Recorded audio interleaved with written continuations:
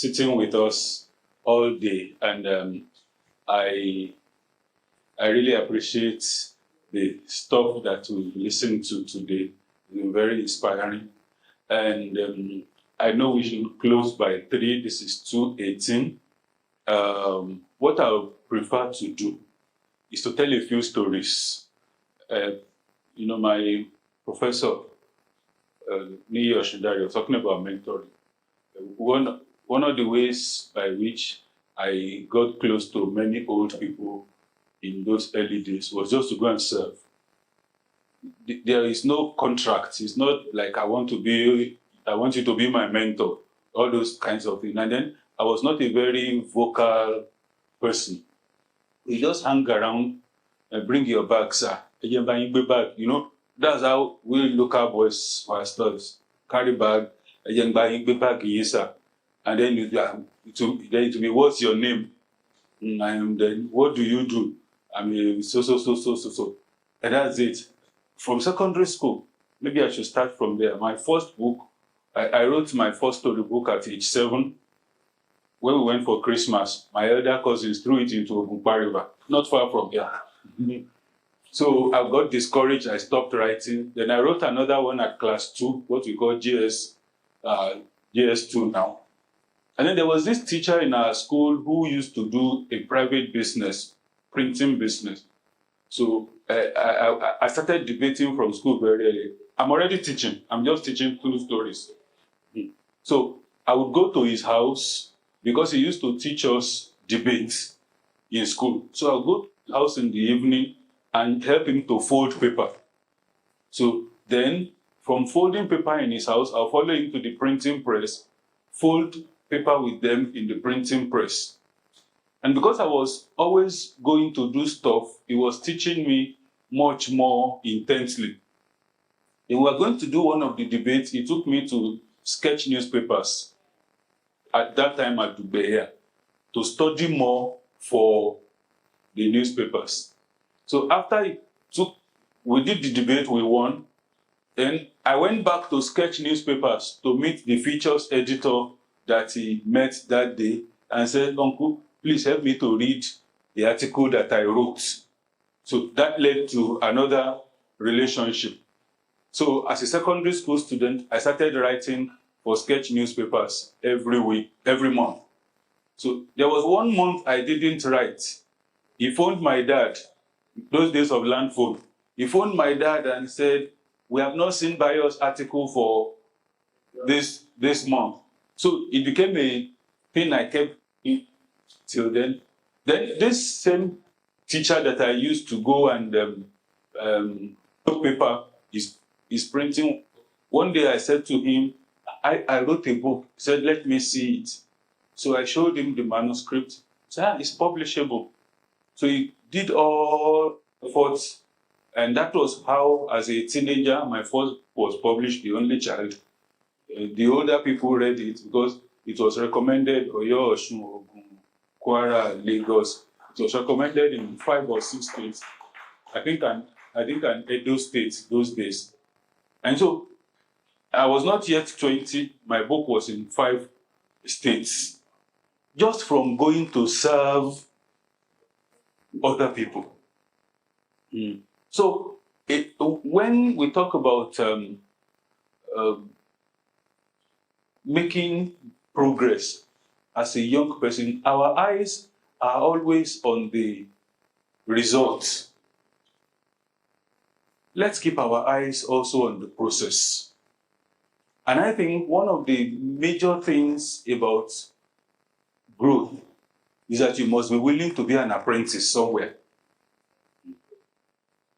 You must be willing to be a servant somewhere. Many of us will exceed our parents if we step out and go and be somebody's boy somewhere. So this is one aspect of the development of the life of male children that should be an advantage for us, but that many of us are missing.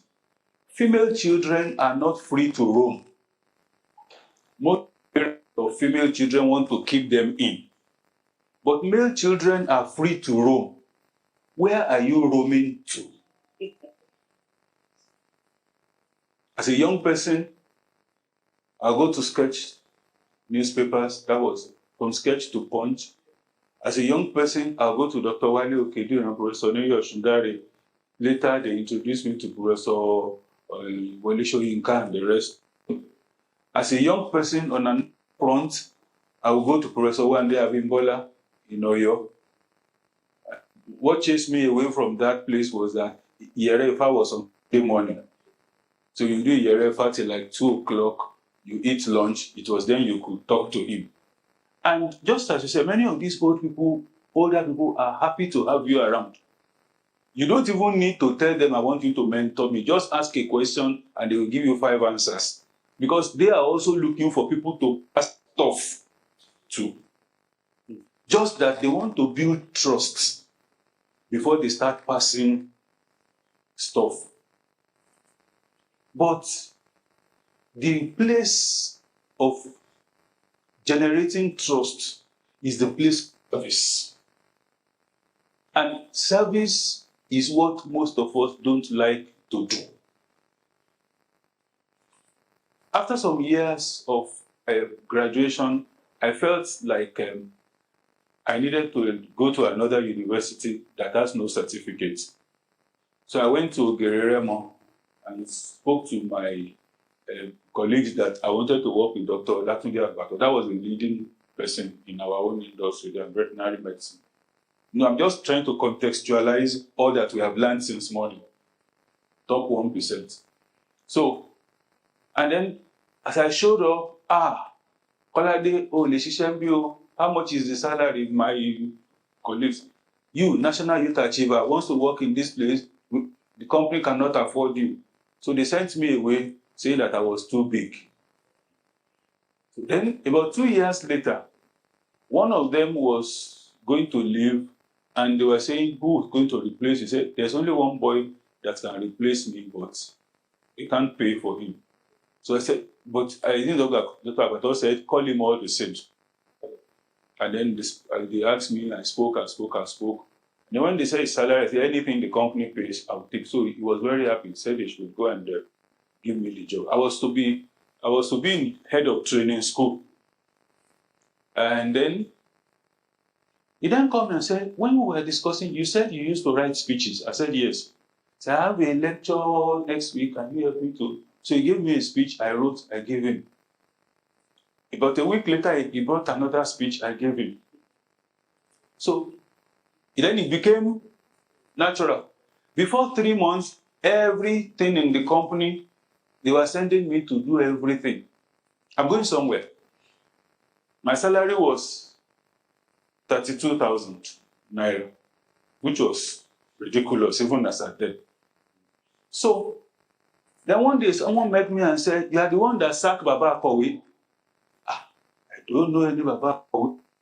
He said, Dr. Agbato used to use a consultant to write his speeches. But since you came, he has stopped giving the consultant job to do. Well, I'm supposed to be a vet doctor. I've become speech writer. So that's how, before long, I was involved in everything. So I became a general PA. And people will protest on my behalf. How come they give you work like that? Sometimes you will not sleep at home, and then they are not paying you the money.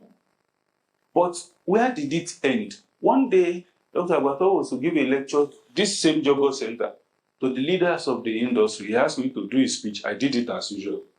I did the PowerPoint. Then he said, you have to come on Saturday for us to rehearse. So I thought that maybe he wanted me to just speak to. So he sat on his desk and said, so do this lecture as if you are going to deliver it. So I did the lecture, he corrected me. I did it the second time, he corrected me. I did the lecture the third time, he corrected me. He said, you know what? I'm not going. You are the one who's going to give the lecture. Okay. So I got there, and the old men were sitting up, who are not many, you are tech people, there's no livestock person. They say, man called Chief Ogunaike in Ibadan, Fall Hope. He's a CFR, Commander of the Federal Republic. So you can imagine, and several of them like that, Chief Tunde Lawal, Tsonsfam Oshogbo, all the big men. So I got there and said, Dr. Abato has phoned us that he's not coming, that he will send the aeroplane. So when they saw me, they were all thoroughly disappointed because I had many senior people ahead of me. I was just a deputy manager. And then I took the microphone, I spoke, and then Chief Ogunaike now spoiled it. When I finished, he said, now I understand why Agbato sent this small boy. The boy is a better speaker than Agbato himself.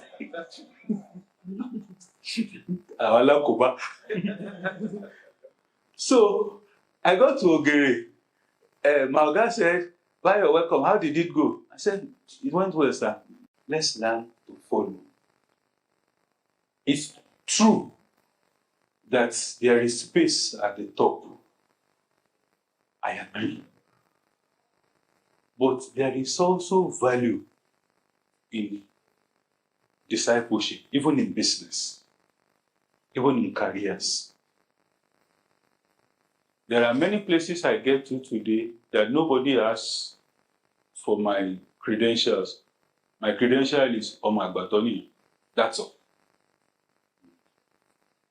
And trust is a very big capital in the growth of a man. Someone said, "Come and work with me." Someone work with me. I didn't work with him. I said, because of at the point he said, "That's the very reason why I want you to work with me. My own people, I'm paying them good money, but they are not showing half the loyalty that you are showing to your master." It becomes a capital way down on our journey. We are doing men's talk. Some of you that are going to join politics is even bigger there. There is space up, but nobody wants a betrayer near him in politics. You want only very loyal people, because nobody wants a two compared. You know, Thomas Sankara was one of the best leaders that Africa had. But the day of the coup, why did Thomas Sankara throw away his pistol? When he saw that his right-hand man, so-called, was the leader of the coup, he said, "It's not worth fighting." He just threw away his pistol. That's why that slogan came for a two compared, because they were fighting. They were fighting back the coup plotters. But when Thomas Sankara saw that his deputy was among the coup plotters, he just said, "It's not worth it. I thought we were in this together." So he just threw away. And Compaore was so lacking in moral strength that after Sankara threw away his pistol, he still shot his president. And that was the end of an era for Burkina Faso, until this young man that came now. Let's make up our minds from very early in our lives that we will not be betrayers. There are no perfect leaders. There are no perfect leaders. And once you have chosen your leader, choose him assets and liabilities. Because as you move closer to a leader, you are going to see more and more of the faults of the leader. And there is no reason why, because you have now discovered the faults of your leader, you should begin to undermine that your leader. I think it was Ali Baba that was saying that in your age 20 to age 18 to 22 or something, you should go to university. 22 to 30 or 35, you should go and serve. It makes sense. You may take a job. You may take a job. I do not mean that you should not take a job. You may do a startup. But in the middle of all of that, serve. Because when you serve, what it took some people decades to discover, they will hand over to you by information. and your learning curve will shorten, and you will avoid many pitfalls because of service. So I encourage us as young persons, particularly male young persons who have freedom to roam around people that can help you to grow. And when you finally find among them those that you wish to follow them with long-term vision. As a young person, one of the things I used to do is ghostwriting. And I have done ghostwriting for one person for 25 years. 25 years. In the beginning, it did not make sense. 2,000 naira, 1,500. You know, I know that your generation, you are earning better money. So my own money may not excite you. You know, my highest salary is the starting salary for some of you. So we are not in the same league, we know. But now, when they give me envelopes of 100,000, and I'm wondering which work did I do? They are not paying me for the work I do today. They are paying me for the loyalty of 25 years. And it's like that across several spheres of human endeavor. I do a consultancy now where I go to work just twice a month. That is, in other words, just go for meetings twice a month. And the figure is 6 digits, sometimes digits. And I show up those twice. The rest is, because it's not my work they want. It's to be able to say, Dr. Kolade is. And why is it like that? Because when they mention that name, is a trustworthy person. We've known him for 28 years. We've known him for 30 years. We've known him. But if you have a reputation for betrayal, if you have a reputation for lack of consistency, if you have a reputation for, at this age when I now don't have energy to run around, I will not be able to earn that kind of money. I think somebody taught us today that after 40, you need to get money from something, not from your physical energy again. So these are the issues. Even though the world is going to change, the workspace is going to change, the fact of the matter is that humanity will still remain humanity. And as you grow older, you are going to have to benefit from your reputation or suffer from your lack of it. And part of it begins from now. So let's make up our minds that we want to be people that build a reputation of integrity, a reputation of trust, and in many lines, when they say, where is it coming from? Let them be able to trace you. It's in this town, although not for good, exactly, but it's in this state that they sent names for ministerial nominees when Buhari became president 4 times. And President Buhari was returning the names. They sent a professor, they sent this, they sent that, until they said, okay, in that case, let's check what the president wants. And then, what did the president want? He said, this man, because we have been suffering together since the days of CPC. That was his qualification. Of course, the man messed up. He didn't do well. But he wanted to reward consistency, loyalty. And that is how it is in many spheres of human endeavor. I say it, and it sounds like partiality. I say it, I say, if I'm made a minister or a governor today, bring all your certificates. I will first take all this NCE, all this that have served me. Like when I was nobody, where were you? You were busy chasing your own thing. These ones that served me, they were the ones who made me. So I will first take all of them before I take you. We are from the same church, I will not hear. We're from the same town, I will not hear. So, because where were you when I was nobody? But those who believed in me and were serving me, were waking up, were driving my car, were washing my cars, were running my errands, they are the first person that will go with me. Because, truth be told, they are the ones I trust. So that speaks volumes to the point about service that he was talking about. And particularly if you now know that this, our leader, is going somewhere, plug in on time.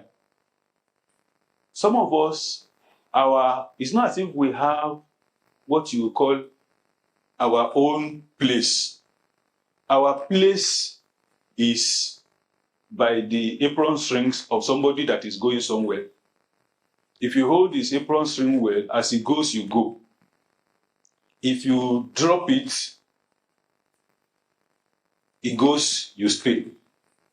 And that's why it's important for us to be sensitive to the assignments that people give to us.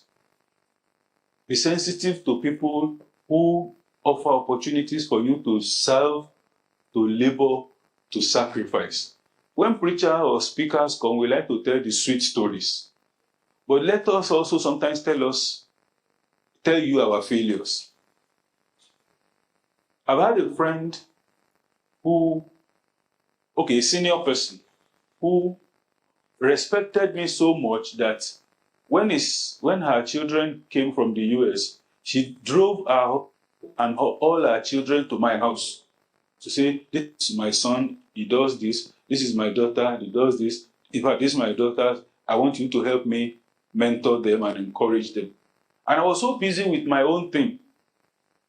And then, American children, they don't have respect. So I would try to greet this girl, she would not. So I just parked her to one side. I just parked the girl to one side. The mom tried to reach me to say this and this and this. I just told her that your girl is not trying to relate with me. So then later she invited me for one program. I didn't go. She invited me for another program. And in fact, she called me. It was that she called me. And I said, no problem. Then it turned out that day I was to have a case in court, this court here. And I didn't even have the presence of mind to send her an apology. So I didn't go for her program. I didn't send her an apology. Then one of our junior colleagues saw me and said, Auntie Mbino, Auntie is angry with you that they called you on that day at IITA. Yeah, they didn't see you and that it pained her. I still did not go to apologize to her. A few weeks later, she was announced as SSG. So I sent her congratulations, she didn't answer.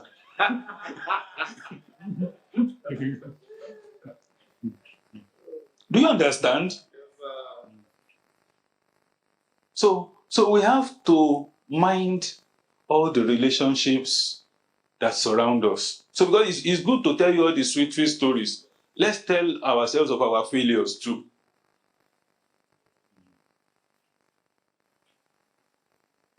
The last one, because of time, I want to plead with us, is that when we gather like this, let's form ourselves into clubs or societies. This one we have done, we have not been able to sit down to talk. We've just been lecturing. When we finish, let's get down to places where we can sit down and talk. Let's be a bit social in these things we do, where there can be back and forth. That is not, that people like us are not there. Or if we are there, we are observers.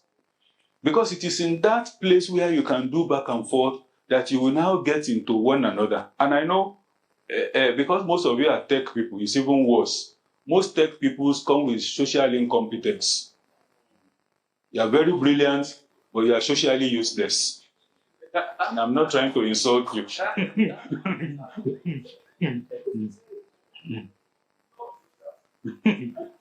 So, but you need that social skill, you need that friendship, you need that And I noticed that many of you here are of the religious sort.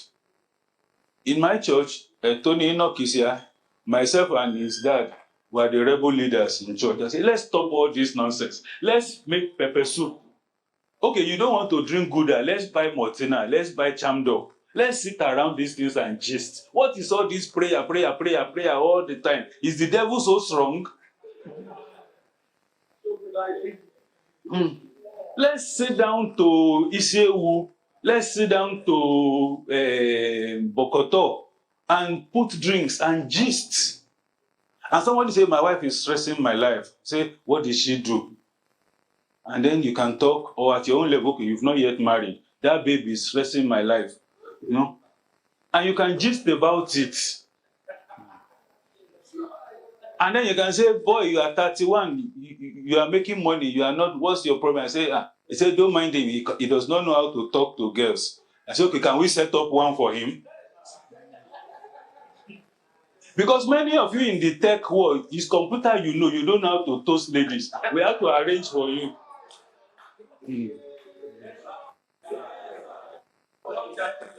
So, so when we keep doing serious meetings where everybody is serious like this and we cannot step down, we cannot calm down a little, practical problems of your lives will go unsolved. I have one in my house presently. You have to organize him. To go and bath is a problem, but put him on the computer is a world beater. So, and you need company around you sometimes to be able to just get going. And it is as you form these companies, these societies, that you will now grow together. One of my ogas moved from a bank to another bank, and they set up a new unit in Union Bank that time. And he said he did not need to do recruitment. As he moved, 22 people moved with him. Because they have a club, so to say, across different banks. So as he moved, they say, you have entered. Have you seen the place? Is the place good? Everybody. So they all just moved. That was when you started seeing Union Bank tushing up. He moved them, all of them. And you know what it is when you move 22 friends. You don't need to start doing too many strategy meetings. Strategy knows itself. You just, so they will think you are a great achiever. You are a man with a great network. Can you imagine a senior programmer, or I don't know the language you use, getting a job as team lead and moving 22 crazy heads with him, and then saying, guys, let's do it. In 6 months, he will be winning award because he's not just blending, they have already blended. They are just coming to perform. That's why beyond gatherings like this, let's start finding, I don't know if there is any of you that your parents have clubs or places for hangout. I know that part of it is the cost. Let's find free spaces where, what do you need? Coke in the beginning, maybe some juice, maybe some pop-off, and you are even earning better money. You can afford better refreshment. It's not 10 kobo like our generation. And so just pull a little money, put refreshment, gather together, chill out, and what do you call it? Chill out and talk real life talk. And you will see that you make faster progress. The people that spoiled Nigeria, they grew up together. I think I've said it to some of us before. Mention the name. Ibrahim Babangida, Sani Abacha, Jeremiah Husseini, Muhammadu Buhari, even David Mark. They all grew up together. Some of them attended the same secondary school. And then they started passing Nigeria from hand to hand. We need a new gang like that to start teaming together and making things happen. They may call you a cult, they may call you whatever, but that is how to make the change that we desire in the country. And it is you that will take the initiative to do this. One old man, they were asking him that, why are you old men not living? He said, he said in the 1960s, we snatched power. So all of us were young, in our 20s and early 30s. We gathered together and we snatched power. He said, and we are in our 80s now, we are still holding power. He said, don't talk to us, talk to the young people to come and snatch the power. And it's true. They were all in their 20s and early 30s when they bulldozed all the old people, for good or for bad, at that time. No. So, but you now, you are here and you are just speaking grammar, you are not taking action. And even in your own case, you don't even need bullets, because your own era is the democratic era. All you need is votes. And yet you are not doing it. And part of it is that you've been socialized not to take responsibility. The letter with Ọmọ mi tòótọ́, ọ̀rọ̀ mi sí ọ kò lópin. My dear child, what I have to say to you has no end. Yes, I'm not old enough to be father to many of you, but ọ̀rẹ́ mi tòótọ́, ọ̀rọ̀ mi sí yín kò lópin. We cannot finish this conversation today, but I plead with you, let's keep this conversation going. There is a lot that we need to fix. Thank you very much.